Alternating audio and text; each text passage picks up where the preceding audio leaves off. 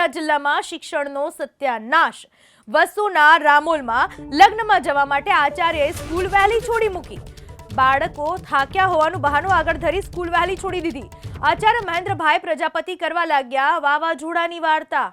શરમ વિનાનો આચાર્ય હસતા હસતા મીડિયા સમક્ષ કરી રહ્યો છે વાત। નફ્ફટ આચાર્ય હસતા મુખે 2 પીરિયડ વહેલા છોડી મુકાયાનો કરી રહ્યો છે સ્વીકાર। ગઈકાલે વિજ્ઞાન મેળો અને ફનફેર હોવાના કારણે વિદ્યાર્થીઓ થાકતા સંખ્યા ઓછી હતી। ગણિત વિજ્ઞાનના શિક્ષક દશરથભાઈને લગ્ન હોવાથી સ્કૂલ વહેલી છોડી દેવાય। શિક્ષણ મંત્રી જુઓ, આવા આચાર્યો શિક્ષણનો કરી રહ્યા છે સત્યાનાશ। શું આવા આચાર્યોથી સુધરશે શિક્ષણનું સ્તર? આ તો શાળા છે કે તમારી માલિકીની પેઢી? શિક્ષણાધિકારીની મંજૂરી વગર શાળાના સમયમાં ફેરફારની સત્તા આપી કોણે? બોલો, લગ્નમાં જવાનું હતું અને એટલા માટે સ્કૂલમાં 2 પીરિયડ બાળકોને વહેલા છોડી મૂકવામાં આવ્યા। અને આચાર્ય સાહેબ હસતા હસતા મહેન્દ્રભાઈ પ્રજાપતિ એવું કહી રહ્યા હતા કે બાળકો થાકી ગયા। શું કહેવું છે આચાર્ય મહેન્દ્રભાઈ પ્રજાપતિનું? કેવા હસતા હસતા બોલે છે, આવો આપને પણ બતાવીએ।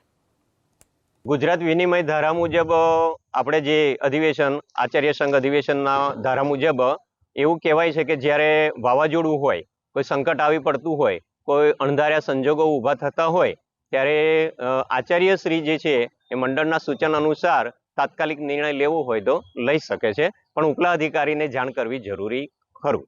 પણ આજે કઈ વાવાઝોડું હતું? આજે એવું કશું જ નહોતું। મારા જે વિદ્યાર્થીઓ જે હતા ગઈકાલના થાકા પાક્યા હતા અને મર્યાદિત સંખ્યામાં ન હતા અને થોડો પ્રસંગ પણ હોવાના પરિણામે મર્યાદિત સંખ્યા ન હોવાને કારણે આજ રોજ શાળા 2 પીરિયડ વહેલા બાળકોને છોડવામાં આવી હતી। તમે કોઈ પણ જાતની મંજૂરી નથી લીધી, હવે ઉપલી કચેરીમાં શું ખુલાસો કરશો?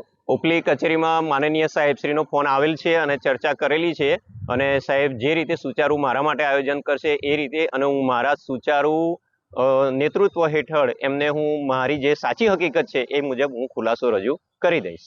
શું કારણ રહ્યા શાળા વહેલી છોડવાના? આપણી સાથે સંચાલક મંડળના મંત્રી મહેશભાઈ ભોઈ જોડાયા છે, તેમની સાથે વાત કરીશું। મહેશભાઈ, શું કારણ રહ્યું વહેલી શાળા છોડવાનું, સ્કૂલ છોડવાનું? આમાં ગઈકાલે વિજ્ઞાન મેળો અને ફનફેર હતું એટલે સંખ્યામાં ઘટાડો હતો, ઘણી બધી સંખ્યા ઓછી હતી। જેણે ભાગ લીધો એ બધા લગભગ આરામમાં હતા એટલે આયા નહોતા। અને બીજું કે આની સાથે શિક્ષકને ત્યાં લગ્ન હતું બેબીનું, એટલે બંને એડજસ્ટ થાય એ પ્રમાણે ગોઠવેલું। હવે એ માટે મંજૂરી માગવી એ આચાર્યની જવાબદારી હોય છે। અમારા લેવલે મંજૂરી આપેલી અમે।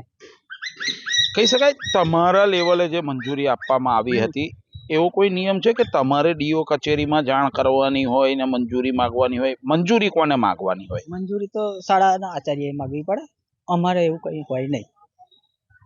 અચ્છા, તો આ લગ્ન કોને ત્યાં હતા?